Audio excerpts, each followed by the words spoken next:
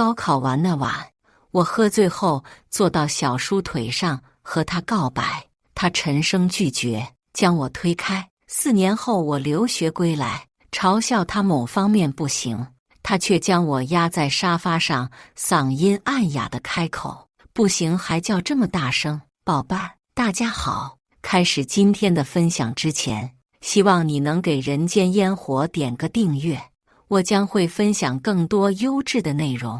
高考完那晚同学聚餐，我喝了很多酒，回家后借着醉意攀上陆之年的脖子，我盯着他的眼睛，语气极为认真：我喜欢你。陆之年皱眉：你喝醉了。我没醉。我不管不顾跨坐到他腿上，他伸手扶住我的腰，防止我从沙发上摔下去，沉声道：别闹，我是你小叔。我执拗回答：我从没喊过你小叔。说完便凑进去亲他。因为没有经验，我吻得毫无章法，但陆之年还是变得呼吸粗重，喉结一滚，捏着我的肩将我推开。我来了脾气，抬手去解他衬衫的扣子，陆之年按住我作乱的手，眼底晦暗不明。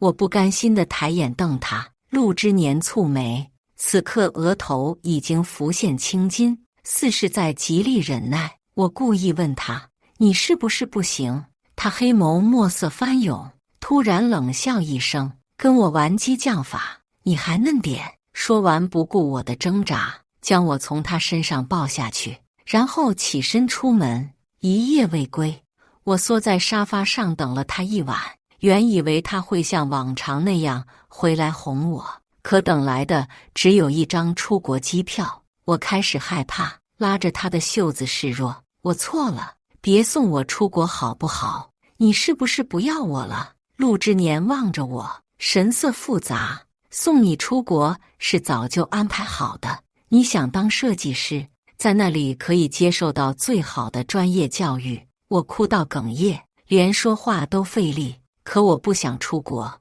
陆之年抬手抹去我脸上的泪水，并没有心软：这是为你好。16岁那年，因为一场意外，我失去了父母。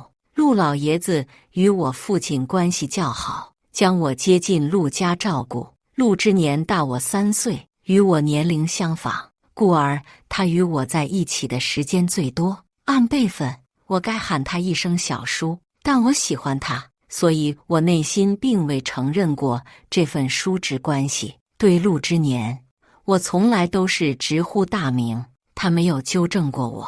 我以为他也是喜欢我的，可当我鼓起勇气，将埋藏在心底的爱意表露出来时，他却给了我温柔一刀。曾以为陆之年是我人生至暗时刻的救赎，现在他又亲手将我推向另一个深渊。自从失去父母后，我格外害怕一个人，但国外4年，我经历了无数孤立无援的时刻，生活习惯不同，语言不通，甚至被种族歧视，被同学排挤。最绝望的一次，在暴雨天迷路，手机也没电关机，四周一片荒芜，我一个人在雨中不知摸索了多久，浑身湿透。到家后开始发高烧，却没有退烧药。我独自熬过那些孤独难挨的夜晚，被迫成长，变得独立。陆之年给我打过许多电话，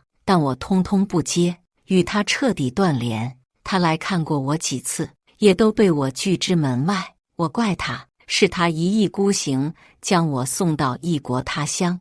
4年，我对他的喜欢也一点点消耗殆尽。回国那天，陆之年带着助理来机场接我，助理要帮我拿行李，被我挡下，麻烦转告陆先生，我已经提前叫车了。助理依然站在我面前，面色为难。我推着行李箱转身，打算绕过他的车辆。陆之年突然长腿一迈，下车拽住我的胳膊，将我强行拉进车里。他捏了捏眉心，语气无奈：还在闹脾气？闹脾气？难道在他眼里，这4年我只是在无理取闹？我深吸一口气，尽量平静道：没有。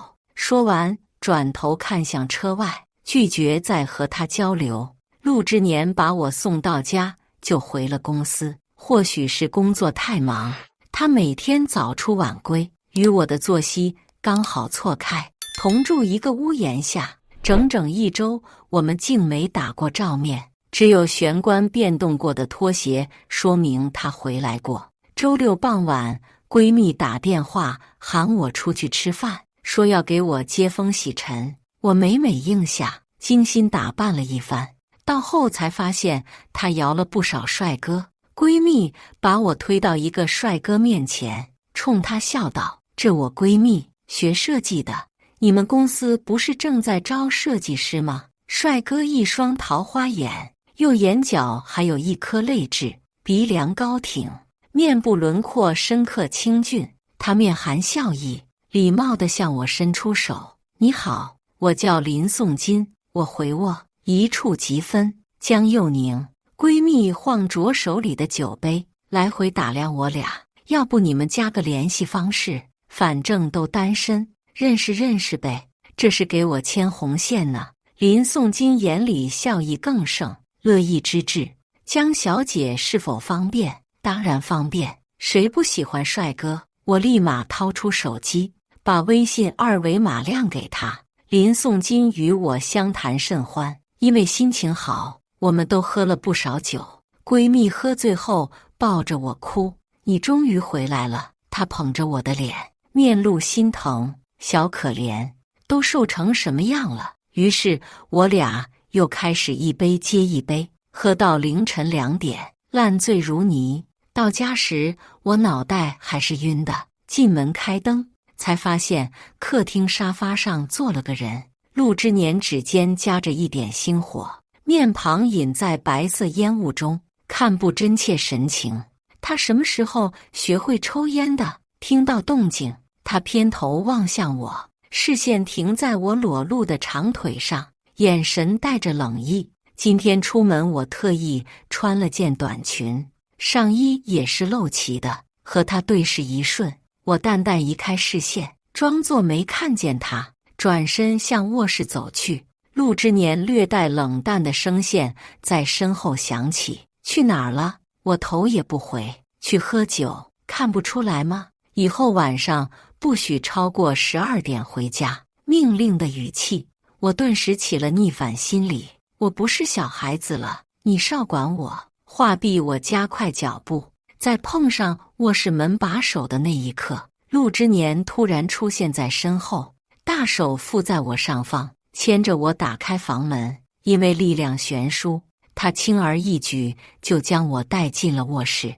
我喝醉后重心不稳，没几步就左脚绊右腿，摔倒前我下意识去抓陆之年的领带，于是他也被我带着一起跌到床上。即使陆之年眼疾手快护住了我的头，但我还是被摔得脑袋发懵。睁开眼，见陆之年撑在我上方，他低垂着眼眸，眼里一贯的清冷不复存在，喉结滚动。我难受的蹙眉，抬手去推他，他却直接钳住我的2只手腕，扣至头顶。在吻落下的前1秒，我终于偏头吐了出来，然后没工夫管陆之年此刻的神情，沉沉睡去。第2天醒来，床铺已经被收拾干净。我撑着头痛坐起身，发现陆之年在床头柜给我留了一杯蜂蜜水。喝完后，手机收到一条消息：林颂金想邀请我陪他参加今晚的商业晚宴，说是没有女伴。我想了想，反正也没事干，就答应了他的邀约。当晚我化着精致的妆容，穿了件性感的露背礼服。林颂金看到我眼中闪过一丝惊艳，他笑着向我递出胳膊：“你今晚很美。”我自然地挽上他，笑道：“谢谢。”进入会场时，却看到一抹熟悉的身影，陆之年。他被簇拥在中间，手中端着酒杯，谈笑自若，像是有心灵感应一般。他突然转过头，视线与我对上，我有些慌乱地移开眼睛，偏头对林颂金道：“我不喜欢人多，去那边吧。林颂金点点头，将我带离宴会中央。本想躲开陆之年，和他撇清关系，不料他直接当着众人追了过来，我有些头疼，这下没办法装看不见了。林颂金看着陆之年，低头和我确认认识。我点点头，走过去，虚虚挽住陆之年的胳膊，保持着巧到好处的分寸，笑着向他们介绍：“这是我小叔。”说完，立刻松开他，回到林颂金身旁。陆之年抿着唇，眸中翻涌着错杂的情绪。原来是宁宁的小叔，幸会。林颂金面上挂笑，礼貌地向陆之年伸出手。陆之年面上闪过一丝愠色，周身气压仿佛也低下来。他忽略掉面前林颂金的手，沉声道：“不是亲的。”说完，大步跨至我身侧，将西服外套脱下披在我身上。我抬手想把外套取下来，陆之年却伸手搂住了我的腰，像是宣示主权。做完这一切，他又笑着抬眼看向林颂金，只是那笑意未达眼底。你和我家乖乖什么关系？宁宁未免叫得太亲切了些，还是注意点分寸的好。乖乖，我蹙眉去看陆之年，他是吃错药了。感受到我的视线，陆之年低下头，笑得意味深长，语气宠溺地开口：“怎么了，乖乖？”林颂金也不甘示弱：“暂时没关系，不过我喜欢宁宁，目前在追她。”陆之年突然轻嗤一声，像是听到了什么好笑的事，语气嘲讽：“以后也不会有关系，你还是别痴心妄想的好。”火药味十足，我抽出胳膊推开陆之年：“我有点不舒服，先回去了。”林颂金立马接话：“我送你。”陆之年再次搂过我，对林颂金沉声道：“不劳烦了。”我极力克制着内心的烦躁：“我自己可以回去。”陆之年突然俯身靠近我耳边，轻声问：“想让我抱你出去？”居然威胁我。以前怎么没发现陆之年是个无赖呢？见我瞪他，他也不恼，反而心情很好的样子。到家后，我将高跟鞋一甩，赤脚就要回卧室，陆之年却长臂一伸，将我拦腰勾回去。鞋子穿上，小心着凉。他蹲下身，帮我把鞋子套到脚上。穿好鞋子，我抬脚欲走，却又被他扯着一同跌进了沙发里。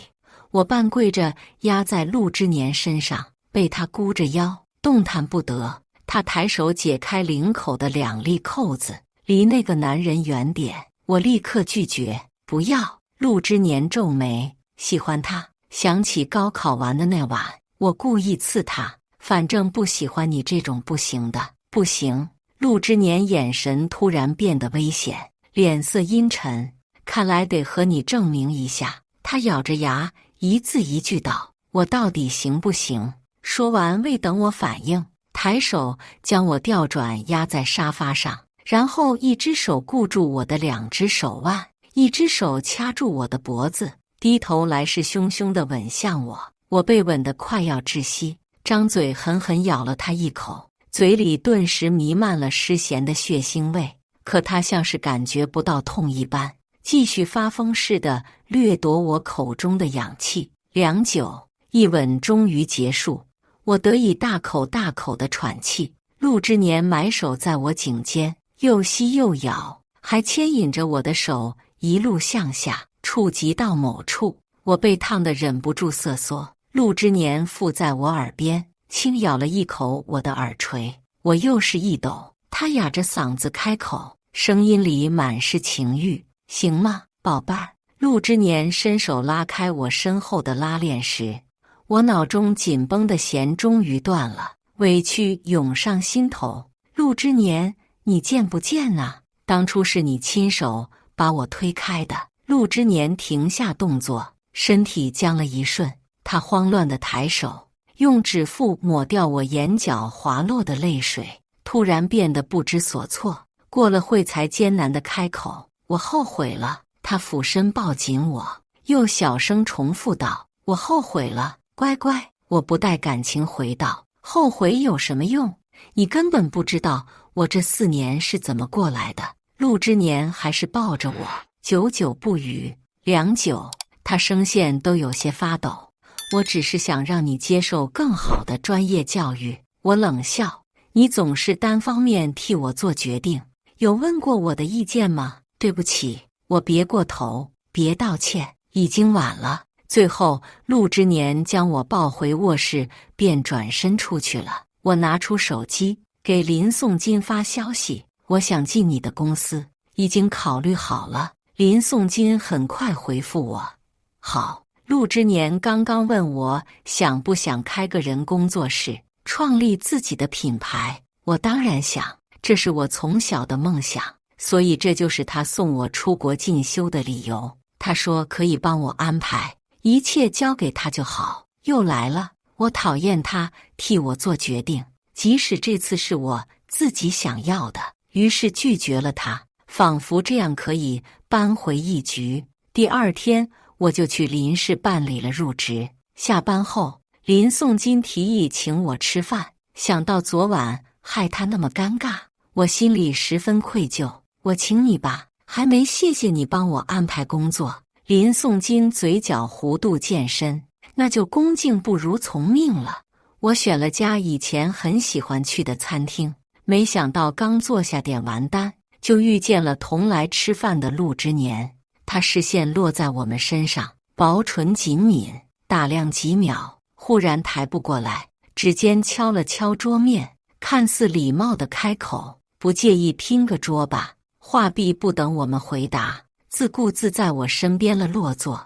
我侧头不可思议地瞪他，这人真是越来越会耍无赖了。他饶有兴致地和我对视，嘴角带一抹浅笑。为了避免气氛落得尴尬，我斟酌着开口：“我们只点了2人份的餐，所以……”下句赶他的话还未说出口，陆之年就抬手打断了我：“服务员，点餐。”陆之年又加了许多菜，都是我爱吃的。末了还对服务员说：“这桌费用都记我账上。”做完这一切，他又转头似笑非笑地看我：“还有什么问题吗，宝贝儿？”我嘴角抽了抽。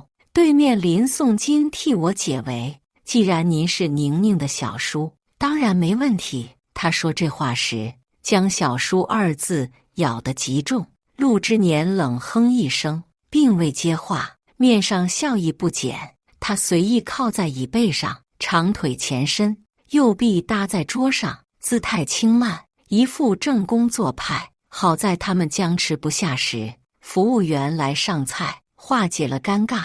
我秉持着食不言寝不语的原则，埋头苦吃，说多错多，赶紧吃完走人。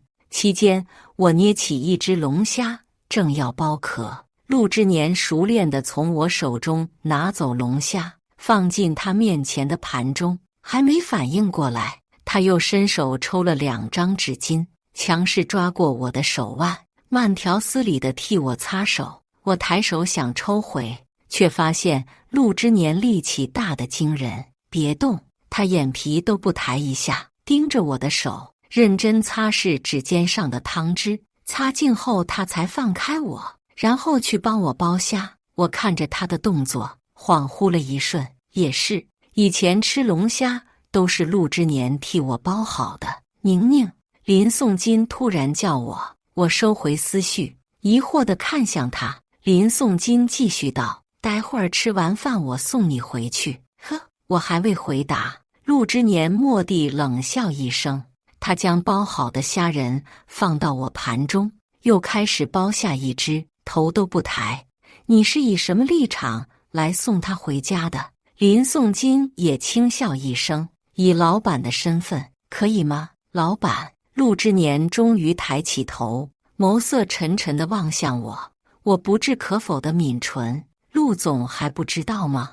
林颂金语气带了一丝挑衅：“宁宁已经是我公司的设计师了。”见我不反驳，陆之年原本云淡风轻的脸上似是淬了层霜，冷得吓人。他面无表情，声音听不出喜怒：“你真是好样的。我嘴上逞强，谢谢夸奖，心里却隐隐生出不好的预感。陆之年果然没让我失望。那晚饭局结束，我们不欢而散。林氏则开始频频被抢合作，在陆之年的打压下，公司一连半个月几乎接不到生意。不仅如此，他还找人放话给林送金，就你那破公司也配让他入职，简直像个泼皮无赖。公司上下都束手无策。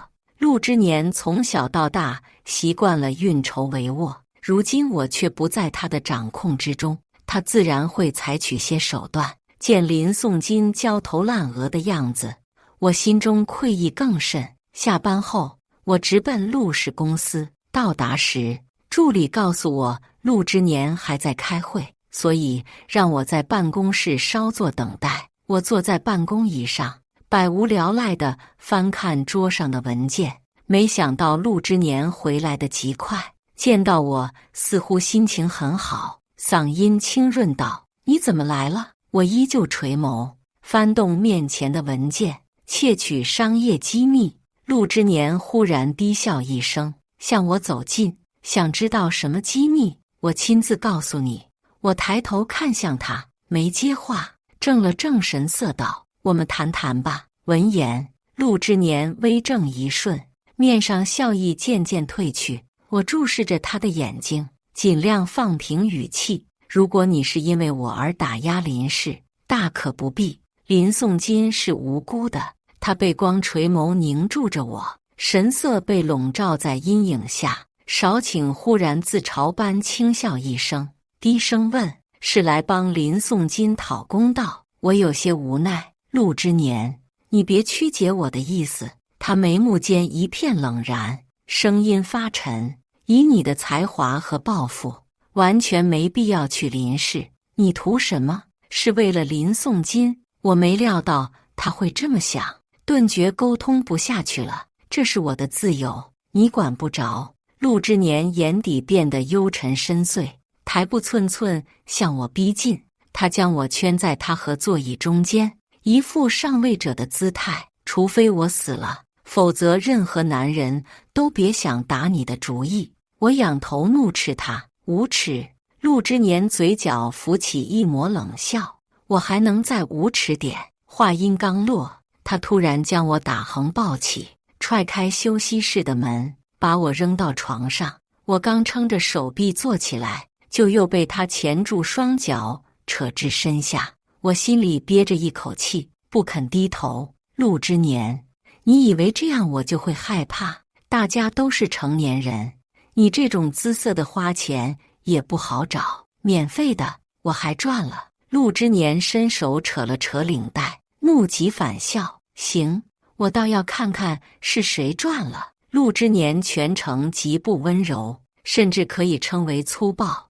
我疼得泪水在眼眶里打转，他也没好到哪儿去。陆之年掐着我的腰，热气喷洒在我颈间：“从林氏离职，否则你大可以试试，我能不能搞垮林氏。”我咬着牙不肯妥协。我不，看似倔强，实则完全在硬撑。他盯着我的脸，突然叹口气，放轻动作，抚在我耳边，一下下或轻或重地吻我，极尽温柔。他嗓音低哑，莫名夹带了一丝诱哄：“我知道你想开工作室，别因为我放弃，好不好？乖乖。”我确实是在和陆之年赌气，每次他想让我做什么，我就得做什么，总打着为我好的名义，所以养成了我极重的逆反心理，什么都想和他对着干。他凭什么主导我的人生？可我一向吃软不吃硬，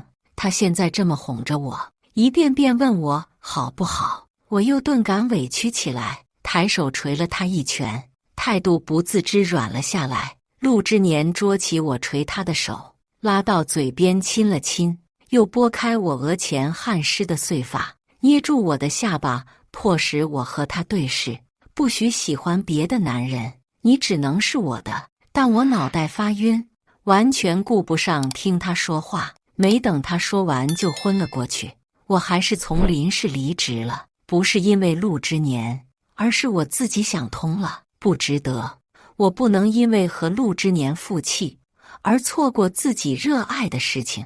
由于我一门心思扑在自己的工作室上，忙得昼夜不分，不到2个月，工作室就有了起色，在圈子里也算逐渐小有名气，生活一切正常，除了不知道怎么面对陆之年。自从那晚以后，我便一直躲着他，以工作室忙碌为由，几乎不着家。我摸不准他对我的心思，或者说不敢和他确认，我怕被他再次拒绝，所以干脆将注意力和时间都用在工作上。这天，有个女孩来店里，请我帮忙设计订婚礼服，看气质和穿着，应当是个富家千金。她说自己叫程巧，然后同我介绍了自己想要的款式，让我为她设计细节。因为要得急，她开价也高，我自然是答应的干脆，毕竟谁不喜欢钱呢？熬了几个大夜，终于将礼服赶了出来。交货时程巧对衣服很满意，我也对他付款的速度很满意。这些年，虽然陆家在金钱方面从没亏待过我，但我终究不是陆家人，还是要多存些钱，为今后做打算。2个月无休，我突然觉得身体有些吃不消，所以决定给自己放个小长假。正好闺蜜生日快到了，我盘算着晚上去商场给她挑个礼物。结果怕什么来什么，饰品店里不经意间瞟到了来购物的程巧，她身旁还站着陆之年。我下意识就往旁边躲，生怕被他们看见。程巧似乎在给陆之年挑手表，一连看上好几个，陆之年一一在手上试戴。我看着俩人言笑晏晏的样子，心一寸寸沉了下去，原来是有新欢了。想到程巧的订婚礼服，估计他们好事将近，我不动声色地从店里离开，一时难过的喘不上气，给闺蜜发消息，约她出来借酒消愁。酒吧里，我心中烦闷，一个劲地往嘴里灌酒。闺蜜问起原因，我始终默不作声，因为喝得猛，不一会就醉了。我抱着闺蜜，一边打嗝一边哭。闺蜜摸着我的后背给我顺毛，到底怎么了？谁欺负你？我抽噎一声，陆之年，他要订婚了，渣男！呜呜。闺蜜是为数不多知道我喜欢陆之年的人，她边拍我的后背边安慰道：“不就是个男人吗？我给你找8个来，跟姐念，一个男人不玩2遍。”我晃着脑袋点点头，觉得她说的十分有道理，应该是真喝多了。我不知抽的哪根筋，掏出手机给陆之年拨去电话，刚响就接通了。没等陆之年说话，我就先发制人骂了过去：“王八蛋，你以为自己很了不起吗？男人而已，我闺蜜能给我找8个。”陆之年大抵是被我骂懵了，停顿了好一会才开口：“你现在在哪？”我打了个酒嗝：“管好你自己。”然后抬手把电话挂了。骂完心里舒服多了。陆之年赶来时，我正发酒疯，揪着一个小帅哥的衣领不撒手，闺蜜扯都扯不开。不仅如此，还开口调戏人家：“这么帅，能不能给我睡一下？”小帅哥涨红了脸，你了半天也没说出个所以然。最后是陆之年黑着脸，硬生生把我的手掰开来的。闺蜜关键时刻靠不住，任由陆之年把我抱走了。因为我喝得烂醉，陆之年直接将我带到了酒店。不管我怎么挣扎，他都没有放我下来，气得我趴他肩膀上狠狠咬了一口。陆之年被我咬得闷哼一声，耐心耗尽，十分粗暴地把我丢至床上。他俯身与我对视，面色铁青，声音满是怒意：“谁让你喝那么多酒的？”我被他吓到，愣了一瞬，顿时清醒不少。这是他第一次在我面前这么凶。好半天我才找回声音：“装作硬气的开口：“你吼我干嘛？”陆之年皱眉，不悦地抿了抿唇。我继续道：“少管我，陪你女朋友去。”他眉头皱得更深：“什么女朋友？好啊，这个渣男居然不承认。还好我早有准备。”我像是抓住了他的把柄，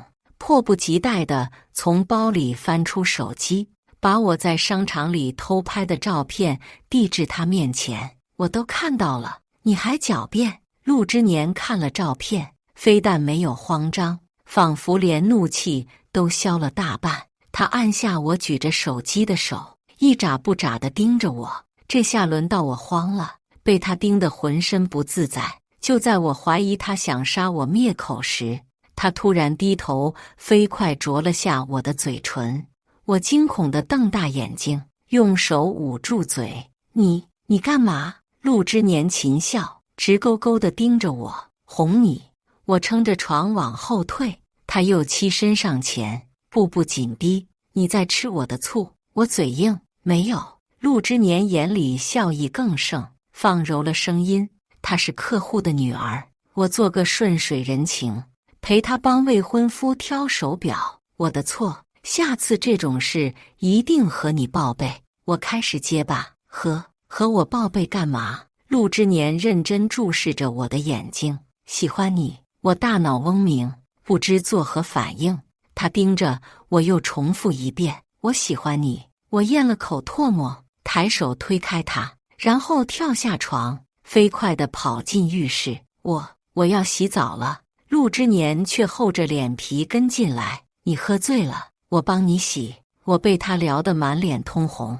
我自己能洗，我想和你一起洗。说完，当着我的面就开始脱衣服。这个流氓！最后我还是被他抵在镜子前，软得快化成一滩水。陆之年一遍遍呢喃着我的名字，仿佛在给我下蛊。我被他的气息包围，渐渐不知不觉沉沦其中。浴室里水汽氤氲，一片旖旎。第二天是在陆之年怀里醒来的，他将我抱得极紧，难以挣脱。我浑身酸痛，推了他一把，他还是没醒，迷迷糊糊亲了亲我的额头。我有些尴尬，小声开口：“可都是成年人了，你先放开我。”他这下倒是清醒了，质问道：“怎么，睡完了就想跑？”我底气不足：“那你想怎样？”他说的一本正经：“不给我个名分，既然是成年人，就该对自己做的事负责。”我突然想起什么，故意呛他：“可你是我小叔。”陆之年顿时情绪激动起来：“不许叫我小叔，那叫你什么？叫名字，叫男朋友，总之不能叫小叔。”我撇撇嘴：“不叫，没关系，我有的是办法让你叫。”他突然箍紧我的腰，翻身上来。这场斗嘴最终在我一声声带着哭腔的男朋友里结束。吃一堑长一智，以后绝不在床上惹陆之年，否则吃亏的只会是我。程巧订婚那日，陆之年受邀参加，还把我也带上了。程巧见到我们很惊讶：“你们？”陆之年嘴比我快，上次帮你选手表被女朋友撞见，吃醋和我闹，带他来证明我的清白。程巧闻言笑得合不拢嘴，还叫来他的未婚夫给我看。我又羞又恼，狠狠踩了陆之年一脚。我的工作室做得风生水起，还得以创立了自己的品牌，事业蒸蒸日上。半年后的一个下午，陆之年举着戒指，望向我的眼神炙热，半跪在地和我求婚了。怪不得他这几天神神秘秘的。夕阳透过窗户打在他身上，给他镀了一层柔和的金光。我心下一软，答应了他。陆之年给我套上戒指，红了眼眶。没想到他还有这么感性的一面。他起身抱住我，吻在我的额头：“我会永远呵护你，因为你是我亲手浇灌的玫瑰。”以上就是今天分享的故事。大家有什么想说的、想吐槽的，欢迎在下方评论交流，也更希望能给人间烟火点个订阅。我将会分享更多优质的故事内容。